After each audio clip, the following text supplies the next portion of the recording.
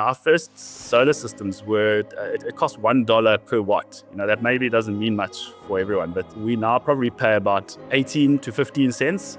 US cents per watt. That's the sort of change in price. So your only constraint at this point becomes how quickly can we sell and how quickly can we deliver, both of which it's a very complex sale, and also it's a very complex installation at the same time. And I imagine that was really, when you figured that out, that's when true scale came. At the time of the merger, we had staff complement of about 80, and we were operating just over 50 megawatts of CNI solar. It was about 120 sites at the time. Just the concept of wheeling, right? Because I've heard this a couple times. I still don't really understand it.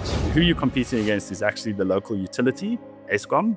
And so if you're not offering them a price at exactly the same terms as Eskom, which is, if I shut my factory down for a week, Eskom's not going to penalize. There'll be some penalizing, but they're not going to carry on charging me energy. So if you can't compete to that, then no one's going to switch. So it was like trying to say, okay, well, how can we handle all these risks at a funding level rather? He enjoyed the prospecting so much that he wasn't looking for gold. And that sort of maybe sums up that second process. It's like you want to find something that you can enjoy so much that you actually don't want it to go away. And I think the point now is that midlife chrysalis, as you mentioned, is I've met all my needs. What will replace the esteem need is now the self-transcendence need. This airplane dropped us in the runway and then left. And it was just Dave and I in the middle of the Serengeti.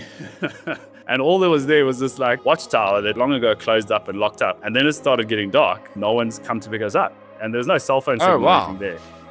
And then eventually in the distance, we just hear this like Land Rover, and it is motoring.